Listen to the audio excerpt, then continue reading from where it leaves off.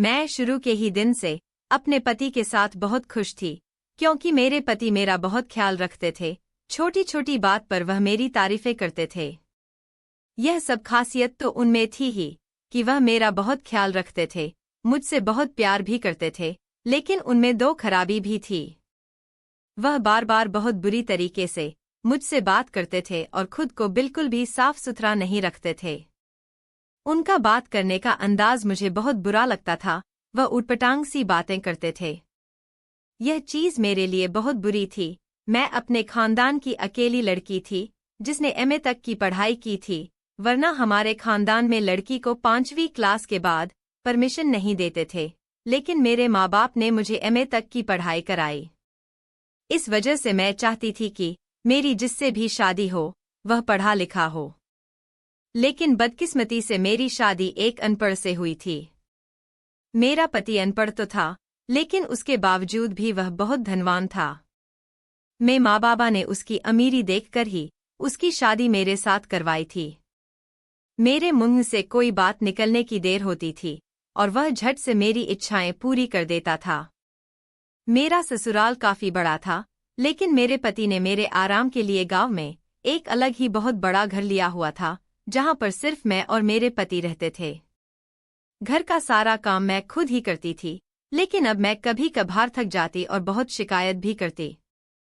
मैं कहती थी कि इतने बड़े घर का काम मुझसे अकेले नहीं होता, आप कोई नौकर रख लिया करें, जिससे मेरे काम में थोड़ी मदद हो जाया करेगी।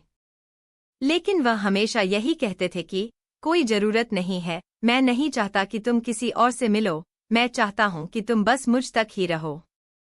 इसी वजह से मैं तुम्हें अपने घरवालों से भी नहीं मिलवाना। यह बातें बहुत अजीब लगती थी और कभी कभी मैं उन फालतू की बातों से बहुत ज्यादा परेशान हो जाती थी, लेकिन मैं जानती थी कि प्यार करने का भी एक अंदाज होता है। मेरा पति सिर्फ अपने आप को ही मेरे पास रखना चाहता था, लेकिन मुझे अपने पति से उतनी ज्यादा मोहब्बत नहीं थी। वजह उनका बात करने का अंदाज और उनका गंदा रहना था, वरना वह तो बहुत अच्छे थे। मैंने एक दो बार उन्हें कहा था कि आप अपने बात करने का अंदाज बदले और खुद को साफ सुथरा रखा करें, लेकिन वह मेरी बात को एक कान से सुनकर दूसरे कान से निकाल देते थे, क्योंकि वह बचपन से ही ऐसे माहौल में रहे थे। यहाँ पर खुद पर ध्यान देने के बजाय पैसे कमाने पर ध्यान दिया जाता था। खैर वक्त गुजरता गया और मैं थकने लगी थी, क्योंकि मुझसे इतना ज्यादा काम नहीं होता था। मेरी तबीयत ठीक नहीं रहती थी। इस चीज को देखकर उनको मुझ पर तरस आ गया और उन्होंने एक नौकरानी मेरे लिए रख दिया था। वह आकर रोजाना दिन में घर के बर्तन धो जाती थी और मैं उस लड़की के साथ बहुत घुल मिल गई थी, क्योंकि वह भी मेरी उम्र की ही थी। मैं उसके साथ सारा दिन हंसी मजाक करते हुए गुजार देती थी और रात को वह मेरे पति के आने से पहले अपने घर चली जाती थी। अचानक ही मेरे पति ने एक अजीब सा काम किया। मेरे घर के अंदर एक 20 साल का नौकर रख लिया, जो हमारे घर के पेड़ पौधों को पानी देता था। वह घर का झाड़ू पोछा और बाहर के सामान लाने में मेरी मदद किया करता था। मैं हैरान परेशान रह गई थी। जब मेरे पति एक औरत को मेरे साथ बर्दाश्त नहीं कर पा रहे थे, तो वह एक आदमी को किस तरीके से बर्दाश्त करेंगे।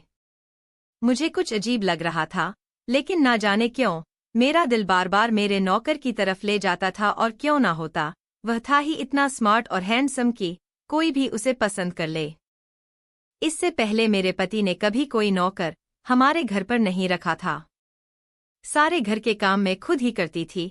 बस एक नौकरानी आती थी जो रोजाना बर्तन धोकर चली जाती।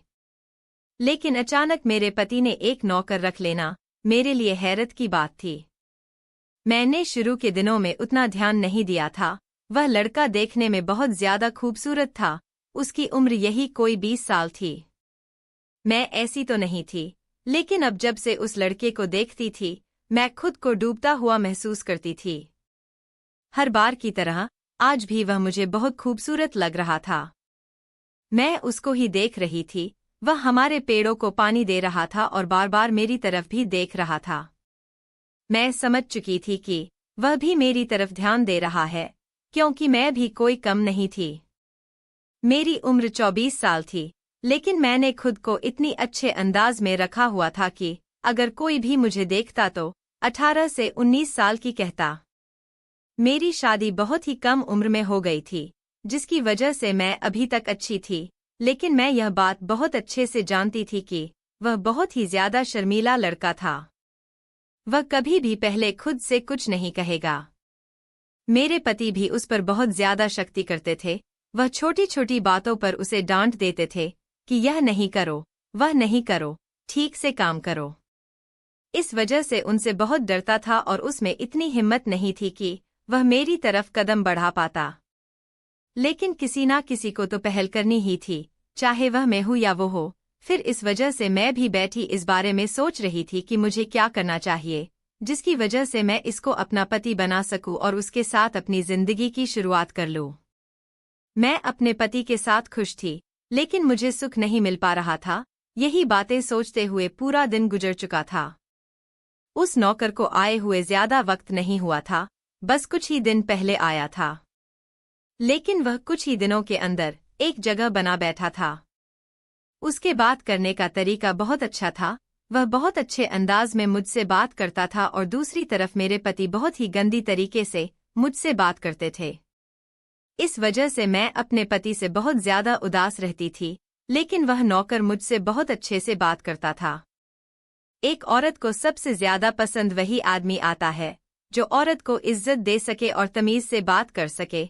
यही वजह थी कि मैं उसकी तरफ बहुत ज्यादा ध्यान दे रही थी। मैं यह बात किसी को बोलना नहीं चाहती थी, लेकिन मैं जानती थी कि अगर मैंने इस बारे में किसी को भी बताया तो लोग मुझे बदनाम कर देंगे, मेरे बारे में तरह तरह की बातें बनाएंगे। इसी वजह से मैंने यह बात खुद तक ही रखी हुई थी, लेकिन अब उसको हासिल करने के लिए पागल हो रही थी। मैंने बैठे हुए सारा प्लान बना लिया था कि आज की रात में अपने इस नौकर को कह दूंगी कि वह रात को मेरे कमरे में सोने के लिए आ जाए। यही सोचते हुए मैं अंदर चली गई थी और सारा दिन मैंने इस इंतजार में गुजार दिया था कि बस आज की रात में अपने मंजिल तक पहुंच जाऊं। वैसे भी मेरे पति किसी काम के सिलसिले से बाहर जा रहे थे, इस वजह से मुझे भी इस बात की टेंशन नहीं थी कि मेरे पति ने अगर मुझे नौकर के साथ देख लिया तो मुझे खत्म कर देंगे। मैं इस वजह से बिल्कुल बेफिक्र थी कि आज मैं अपनी मंजिल तक पहुंच ही जाऊंगी। यही सोचते हुए मैंने जल्दी जल्दी खाना तैयार किया और रात हो गए। जल्दी ही खाना खा लिया। फिर मैं इंतजार करने लगी कि कब वह अपने कमरे में जाए। जैसे ही मुझे अंदाजा हो गया कि वह अपने कमरे में जा चुका है और अब रास्ता बिल्कुल खाली है, तो मैं अपने कमरे से निकलकर धीरे धीरे कदम उठाती हुई जाने लगी। मेरा एक एक कदम भारी हो रहा था, मुझे थोड़ा डर भी लग रहा था, लेकिन मेरी मंजिल मुझे बढ़ावा दे रही थी, जो मुझे कदम पीछे लेने के लिए बिल्कुल भी इजाजत नहीं दे रही थी। मैं उसके कमरे के दरवाजे पर पहुंच चुकी थी।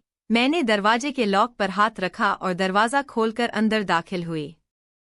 मेरे जाते ही वह उठ गया और कहने लगा कि मेम साहब, आप यहाँ क्या कर रही हैं?